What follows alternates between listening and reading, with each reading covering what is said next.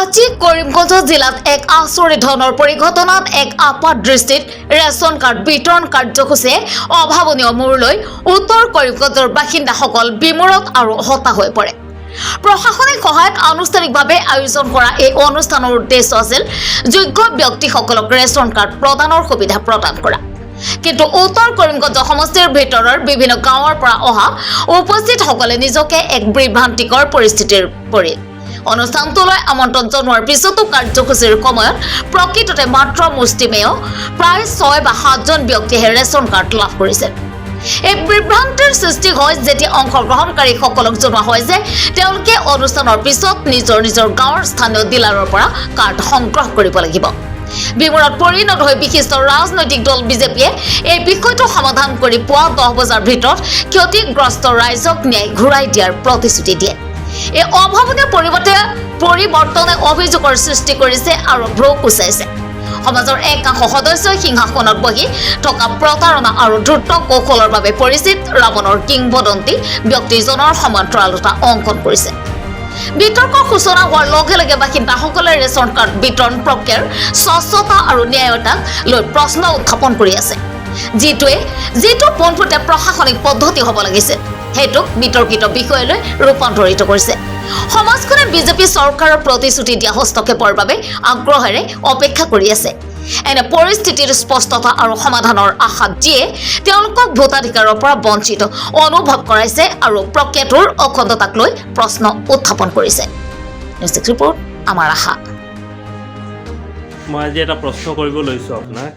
যিহেতু আজি বিজেপিৰ উত্তৰ কৰিমগঞ্জৰ সমষ্টিৰ এটা তেওঁলোকে ৰেচন কাৰ্ড বিতৰণ সভা কৰিছে।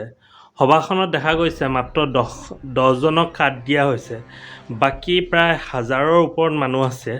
তেওঁলোকক মাতি কিনে তেওঁলোকক দিনটো বহাই শেষত কাৰ্ড নিদিলে ক'লে কি তোমালোকৰ ৰেচন কাৰ্ডৰ দোকানৰ পৰা কাৰ্ড ল'ব। ইয়াৰ প্ৰতিক্ৰিয়া আপুনি কিবা দিব নেকি?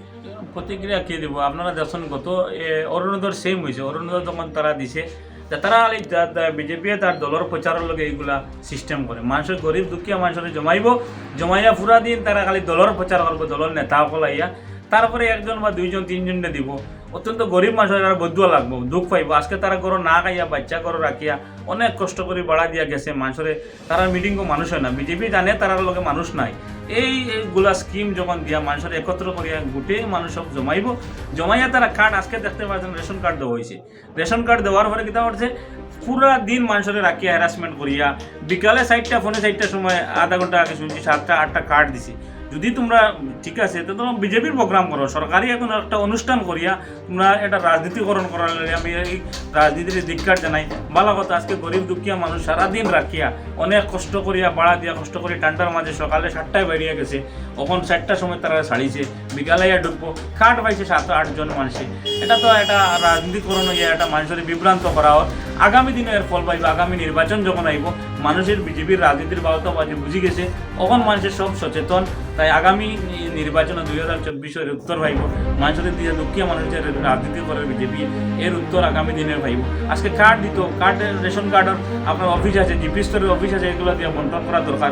মানুষের মিশামিশি নিয়ে হ্যারাসমেন্ট করিয়া দেখা গেছে বিগত দিনে অরুণোদয় প্রজেক্ট যেটা স্কিম দেওয়া হয়েছে সেম সময় আর সব গ্রামের মানুষের লিস্ট দিয়ে মানুষের জমাইলো, বিজেপির প্রচার করলো, পরে 4-5 জনকে দিল, পরে যার যার এরিয়া দিয়ে দেওয়া। আজকে গভর্নমেন্টের পঞ্চায়েত জিপি আছে, গভর্নমেন্ট লেভেলে পাঠাও। আজকে রেশন কার্ড যারা ডিলার আছে তারা মারফতে দেওয়াও আজকে সবে পাইব। আজকে এটা সম্পূর্ণ একটা রাজনীতিকরণ দেখাইতে চায় যে বিজেপি কাজ করে মানুষের পাবলিকের সামনে অ্যাডভার্টাইজমেন্টটা বেশি করতে চায়। খাস থাকি তারা অ্যাডভার্টাইজমেন্ট বেশি করে, খরচ আমরা আপত্তি নাই, ভালো কথা কাজ করেন, এটা তারা ধন্যবাদ দেওয়া দরকার। কিন্তু মানুষের সারা শাস্তি দিয়ে মাত্র 7-8 জন দিয়ে আজকে অরুণোদয় সেই এরকম করেছি এরকম করেছি, কিন্তু আমরা কিচ্ছু করার নাই। আমরা মানতেছি যাতে জনগণের কিন্তু সব বুঝে এর প্রত্যুত্তর আগামী 2024 ইলেকশনে বিজেপি উত্তর হয়। Thank U.